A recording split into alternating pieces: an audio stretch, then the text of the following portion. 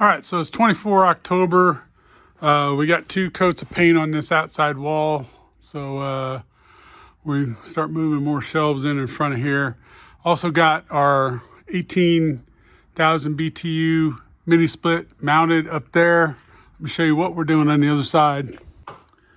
So this is Lori's room here, and I had originally thought I was gonna come out of there, drill through these things, these headers up here and then out, but there's not enough of a slope, and I've only got, this thing is mounted 10 inches from the ceiling and I need to, or 8 inches from the ceiling, I need to be 6.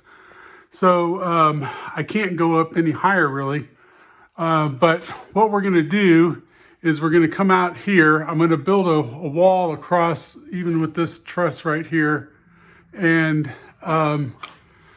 Lori's mini split is gonna mount on that wall. And so her mini split and this mini split are both gonna come out. They're gonna go into this tube and go down. This will be a little bit higher up like this. But I just got those straps in there to do kind of my proof of concept. So the 2 line sets will go down through there, through that wall. And it's probably too dark here, but out here in the bathroom area, it'll go across. I'll build a wall right underneath of it. So that way it's kind of out of the way and not in too much of a eyesore. We also got the sheathing up there on that short wall. Remember on the other side of that's a small little mezzanine or platform, and got some paint on that. It's still wet. We'll get a second coat on that, and then of course we still have to sheathe this side and get some paint on that and then of course, like I said, build this wall that her mini split will mount on. All right, it's 25 October. I'm out here with what used to be a barn rat. At any rate, I'm putting up this Sinville mini split over here. I already got it wired up and my drain hooked up and it's ready to hang. But the problem I've got is I need to run it out through that wall. And I don't want to have it on the other side of the wall, so I'm putting it through the wall. So I drilled all these holes. Again, these holes are way too big to be drilling in structural members. But remember, everything I'm doing here is a facade. What's holding up that ceiling is that engineered truss up there. And I just need something to hang some sheathing onto. So what I did over here was my hole is going to go out here. They give you this little template to put up to know where to drill the holes and stuff. And it was going to be right here on this 2x4 stud. And it wasn't going to give me enough room to maneuver that line around. And so I didn't want to just totally remove it, because then when I'm hanging my sheathing, that would mess me up. So, so what I did was I just put a bunch of 2x4s to build over to 2x4 over here, the nails into the top. It makes this nice and sturdy, at least for the purposes of nailing on.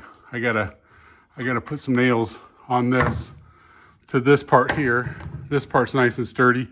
Once I nail this part on, then the stud will be in place for me to be able to nail my sheathing and stuff like that. But this will give me enough room for that hose to come through and make a corner and start going out through all these holes. And then eventually it will go out this wall right about here. I'll drill a 2.5 inch hole when I'm ready to actually run the line set. So that's kind of where we're at today. All right, it's 28 October. I'm out here on the outside of the barn, and I just got done building a pad and pouring some cement for my second Sinville mini split unit. This will power the mini splits that will go in the shop, which will be on this end of the barn, and Lori's bedroom, which will be on the other side of this window, or actually her bathroom and then her bedroom. So I've got this template laid out. I made it a template off the bottom of the Sinville unit, and I've got these bolts on here so that I can lay those down on top of my cement, and then I can lift this up when the cement's dry, and these bolts will be embedded into the cement, and then those bolts will go through the feet of my Sinville unit over here. Those holes right there will go on there and hold that down. So that's where we're at today on that project.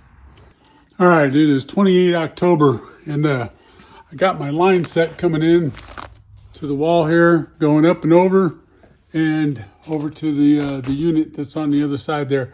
It was a little bit of a bear getting this line set across there because it had to come in and then bend this way and then bend it back this way, and so I was constantly having to do it just a couple inches at a time, to bend it one way, bend it the other way, bend it back the other way, and get it through over here. But we got it through, so that's good. So this panel was up the other day. I took it back down so that I could feed this through. Again, you can see it's coming through, and it has to go around this 2x4 and then has to come back over this way. Once it goes through this hole, it has to come back. And so it was kind of a pain in the butt to get that through there, but we got it done.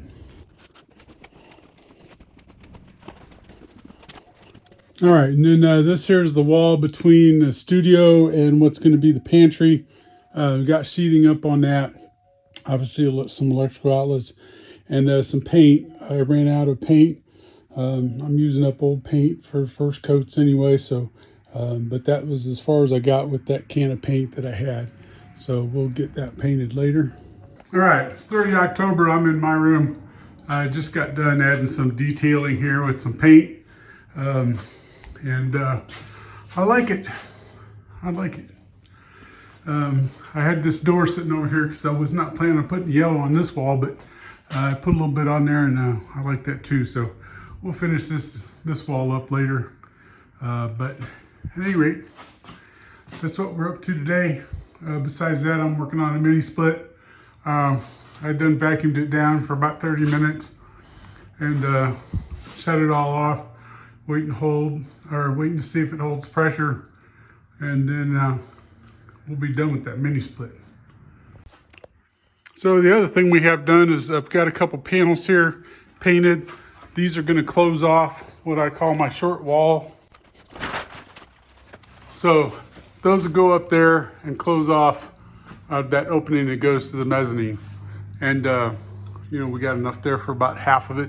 I'll find some more panels, get those painted, and get those put up.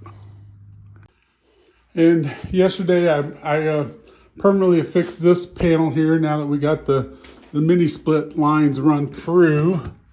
Again, we had to go around the beam in the barn. But and that orange there has 2 coats of paint on it. This white here was just basically 1 coat. And so we'll get this wall finished painted orange. This wall is pretty much just going to have shelves on it, so it'll probably stay white. And then this wall here is going to be my green screen wall, and I'm going to play around with seeing if I can put some dry, and I'm going to play around and see if I can put some drywall mud on the sheathing, and then paint it green and see if that's good enough to fool my green screen software, or if I have to get drywall and put it up there to make it smooth enough. But that's where we're at there. And then we also got this wall here painted. This is the wall that's between what's going to be the pantry. We're going to have a bunch of shelves and the studio.